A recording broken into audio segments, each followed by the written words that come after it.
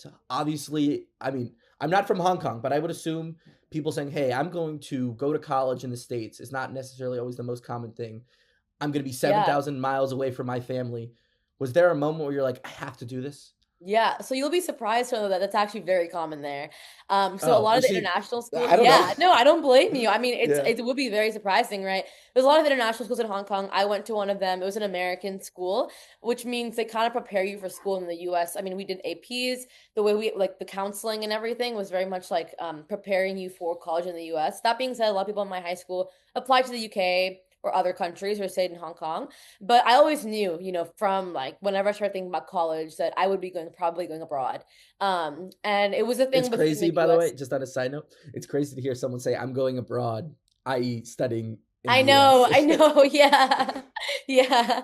So yeah, for me it was either between the US or the UK. I didn't really want to stay in Hong Kong. I love Hong Kong and I talk about it all the Yeah, time, but I wanted to go somewhere else for college.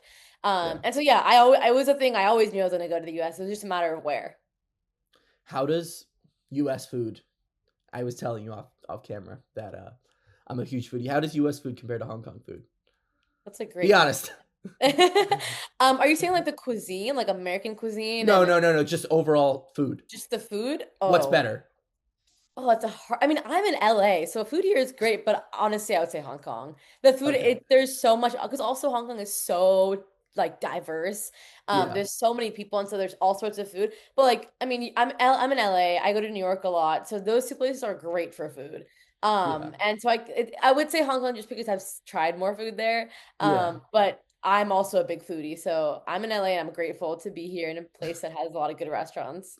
No kidding, no kidding. Was kinda get back on the non-food track, are there any advantages to your background? Like, obviously, there's not that many women covering male sports, and there's not that Yeah, many Asian people who covering sports in America in general. yeah. What in some ways, because there's a lot on how that can be, you know, detrimental to one's career. How does that Yeah, actually uplift you in a lot of ways? that's such a good question. I think it's actually funny because that's like the me being a woman, me being a woman of color, me being international, and me being also right now young are like the four things that I try to harness in my writing the most. And it's like the biggest part of my identity as a journalist. So it's like actually I'm really Yeah. glad you asked because it's something that like I think about a lot, I talk about a lot. Because when I came to UCLA my freshman year from Hong Kong. I'd been to the US a bunch. I was familiar with the US, wasn't that? But everyone at the Daily Bruin, like somehow everyone in the sports section, they were all from California. Not even the US, they're from California, or a lot of Yeah. them. And Yeah. so they were talking about like, oh, I went to this high school. I know that's for this person. I played your team in basketball, like whatever, whatever. And I was like, I don't know what to say to you guys. Like I went to school across the world. And like when I came here, it's funny because as you said, I cover college football. I didn't know a thing about football, like not a thing about football when I came to the US because it's not a sport you watch at all outside of the US, Yeah. or like talk about. And forget like football, like college football, I didn't even know it was a thing until I started like, seeing on social media. What if So sorry, go ahead. sorry, I saw your story. I know you're mid, great story, but I saw your story that you did on, the Alabama football culture. Yeah. What would your younger self have told Oh my God. what would you have told your younger self if you showed yourself not only you doing that video, but that's the culture? I even now, even seeing it now, being familiar with like US sports when I went, I was like, this is like insane. Like it's Yes. simply insane. Because also UCLA doesn't have as big of a football culture as Alabama. I mean, like Yeah. first of all, it's a South, second of all, it's a good school, it's SEC, whatever. Like UCLA is not like that. And even coming here, I was like, the tailgates and all this stuff is crazy. I'm literally working on a story right now about how international students see college football. So it's exactly what we're talking about. And I've talked to students around the country of like, what was your first impression seeing this like wild sport and wild like event? It's not even a sport. It's like a, full day event. And so yeah, that was a crazy experience. But yeah, so when I came and when I started the Daily Bruin, it was a bit of like I started to like box myself until I was like, oh, I'm never gonna, understand what they're talking, not understand what they're talking about, but like fit in the same way. I don't get football. You know, I remember going to a Super Bowl watch party my freshman year with all these people, and I had no clue what was happening. I was so confused. And then it was like, and then when I became sports editor of the student paper, like my junior year, so in my sophomore year when I was getting ready to be sports editor, I was like, I need to learn all about football because I'm going to be covering it. And then like that was around the time where I started realizing like stop being so like stop putting myself in this box where I'm like, oh, I'm an international student, I'm not going to get what they get, I'm not going to have the same interests as them. I started to be like, oh, it's cool that I'm from a different country. Like I have a different perspective on all of this. Like we need someone who sees outside of California, who has a different lens to everything we're talking about. And everyone took interest in that. You know, once I stopped like being shy of my identity, of my background, of being from one of the coolest cities in the world, I became a more confident reporter, a better reporter, just more like I don't know, sort of nuanced reporter because I could see things outside, like zoomed out. And now obviously I understand football. I mean, I cover football for like work. But it's given me a very good perspective on like the stories that I pitched, the questions I asked, the way I talk to people. Just a lot of like my identity as a journalist comes from having that perspective of I didn't grow up with this, and so I have a different perspective of it. And also, it inevitably makes it so you're going to feel less, everything's going to feel less stale. Or at least it's going to Exactly. take much longer for anything to feel stale. I completely 100% because I didn't like a lot of my friends, you know, their parents went to school, so they're like fans of whatever Michigan football or whatever. Like my parents know nothing about football, nothing, or about And college they're football. sports fans. Yeah, and they're sports fans. Exactly. Biggest my dad can tell you everything about a lot of sports besides football.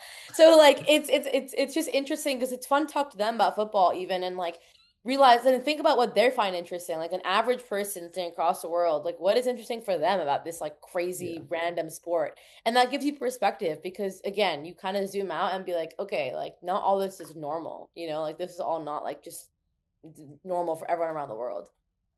So, what I've had bilingual journalists on, they tell me, hey, if I'm speaking to an athlete in Spanish and I know their main language is Spanish, that can create a better connection and actually Hmm. just get better conversation and get better sound bites.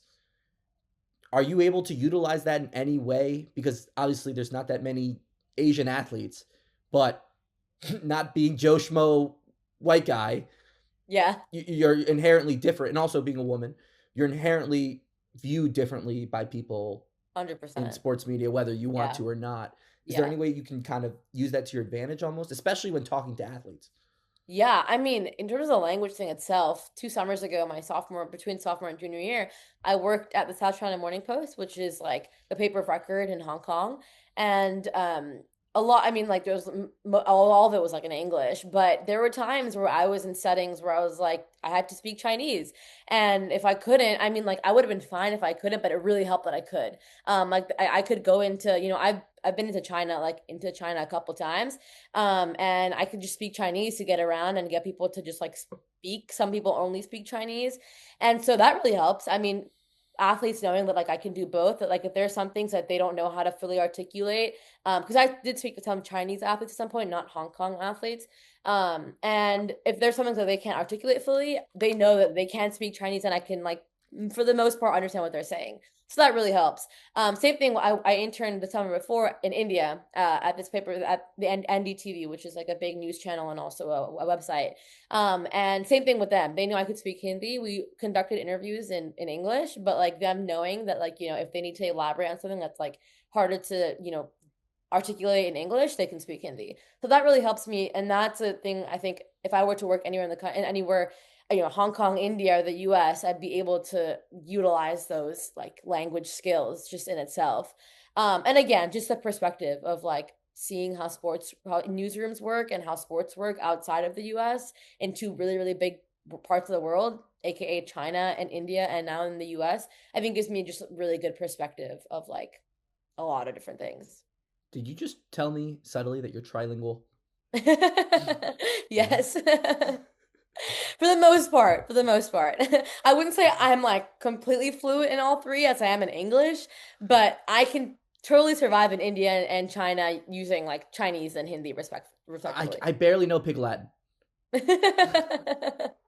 I mean, it's not that cool. Trust me, it's not that cool. My parents can speak Hindi. My family can. I learned Chinese in school, so. Look, I had to drop Spanish in 8th grade when it was required for every student at my school because I just couldn't do it. So anyone who That's knows so more than fair. one language, Spanish is hard. no, I no, don't blame you. you're good. I'm just not. I'm just